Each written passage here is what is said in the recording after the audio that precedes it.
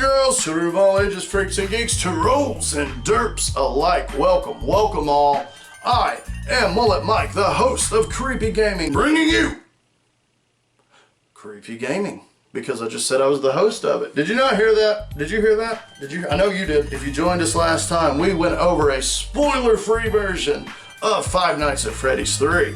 Now, if you've already seen part 1 or if you're unfamiliar, then go back and watch it, because in this episode, we're going to get down to the juicy stuff. We're going to talk about secrets, hidden meanings, Easter eggs, theories, and more. Okay, real quick, I should note that this game is still very new, and I am not claiming to make an anthology of Easter eggs, secrets, and theories. So I know there's going to be ones that I miss, but if there's one that I missed that you really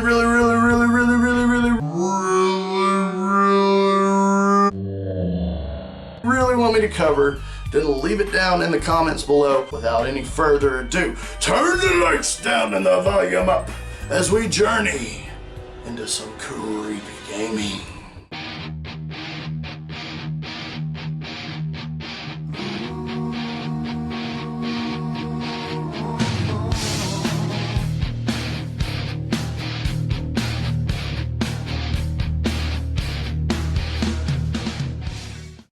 It's no secret that a lot of the Five Nights at Freddy's lore is open to interpretation. This is so the players' minds can fill in the gaps. By not laying everything out in the open, set in stone, has allowed everyone to make the story as dark or as light as they want. There's a fine line between teases and payoffs. It's the balance that complements one another. The highest praise I can give Five Nights at Freddy's 3 is that the game balances the two very well. We get just enough closure and payoff to the story, while not getting all of our questions answered, and in some cases raising new questions entirely. We'll talk more about that closure in a few minutes. In the meantime, allow me to share some secrets, theories, and Easter eggs from Five Nights at Freddy's 3. Now, I should note, these are not my own personal theories, rather than questions raised by the gaming community. I will be sure to announce if a theory is my own. Speaking of which...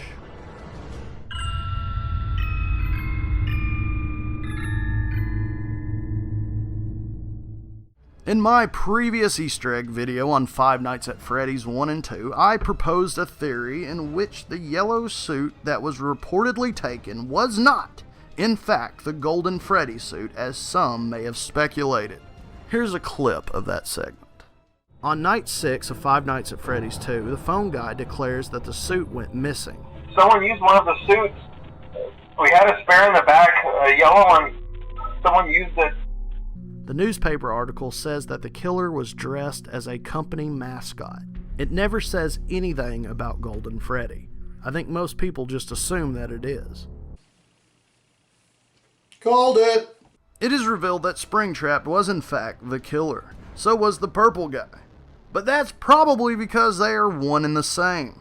Or at least we think. In the end of Five Nights at Freddy's 3, it is revealed that the ghosts of the 5 children enslave the purple guy into the Golden Bonnie suit, later being called Springtrap. Now, while I was correct about my golden suit theory, one I got wrong was my thesis of the puppet being the killer. The ending to Five Nights at Freddy's 3 further proved that the spirit of the puppet, or phantom according to the game's files, was in fact the one who helped the ghosts of the missing children pass on. We have only merely scratched the surface. The ending is a whole nother thing.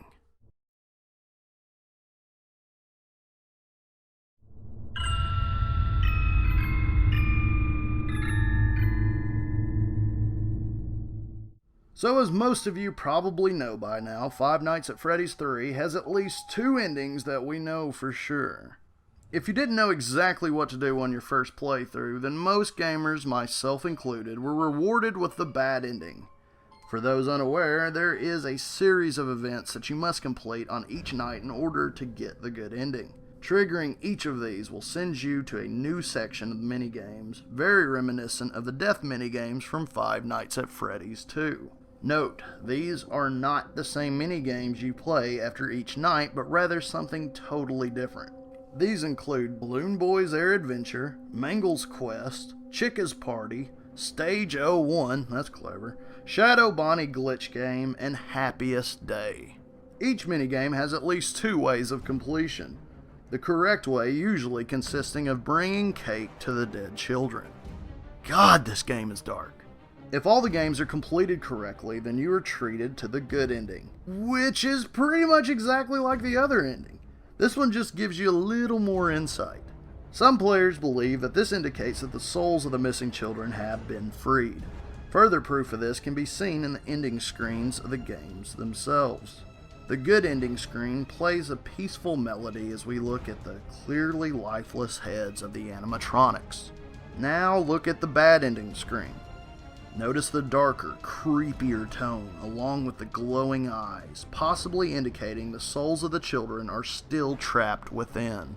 You may also notice a 5th pair of glowing eyes that were not seen in the good ending. Who is this supposed to be? Is it Golden Freddy? The puppet? Or is it Springtrap? Forever watching the children. God, this game is dark.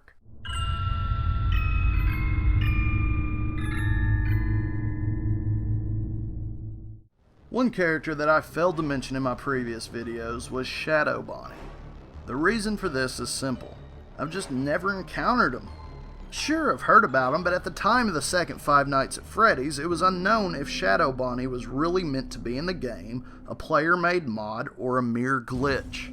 After playing Five Nights at Freddy's 3, it is confirmed that Shadow Bonnie is in fact a character in the series.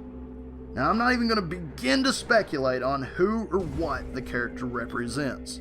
The ensemble cast is already so convoluted.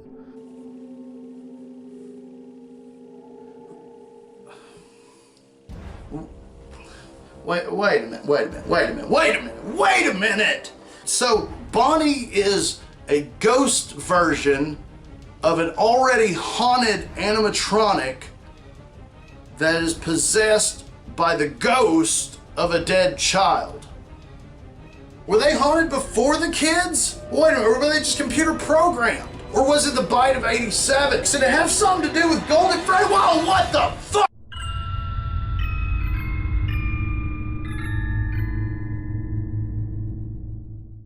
Okay, so I have some questions.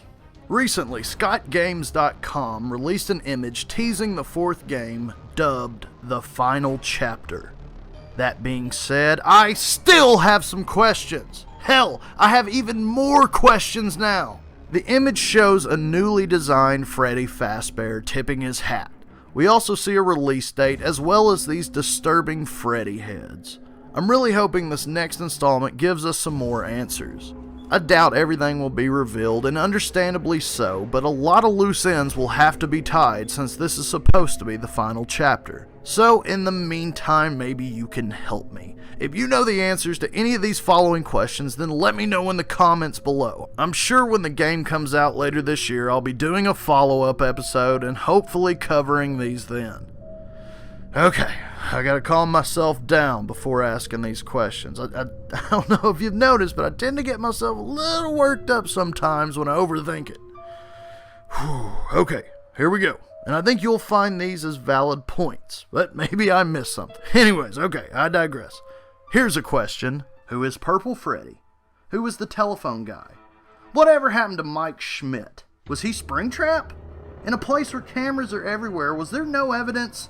What is the purple guy holding in his hand? Wait, were there 2 purple guys? Why were certain elements not mentioned or referred to in Five Nights at Freddy's 3? No bite of 87? Golden Freddy not predominantly featured? What the fuck is going on around here? I gotta quit thinking about this. I gotta stop. I am gonna drive myself crazy trying to wrap my head around all these theories. I don't know, and we're not supposed to know. That's the beauty of it. If he answered all of our questions, then yeah, the series is wrapped up. It's done. It's over. But there are so many more places to go. It's definitely wrapped up the main storyline. The kids are freed according to the good ending, so that part is done, but there's still so much more unanswered. Plus, I'm hearing we got a movie coming up. That's pretty exciting. there is my Five Nights at Freddy's anthology, starting with 1 to the latest. So I hope you guys enjoyed. I want to thank you all for watching. I hope you're enjoying Season 5 of Creepy Gaming. Plenty more to come. I think that's going to do it for me today, folks. So, hi, I'm Mullet Mike with a sticky pet on full screen saying, keep it sticky, stay creepy. Thanks for watching. Peace.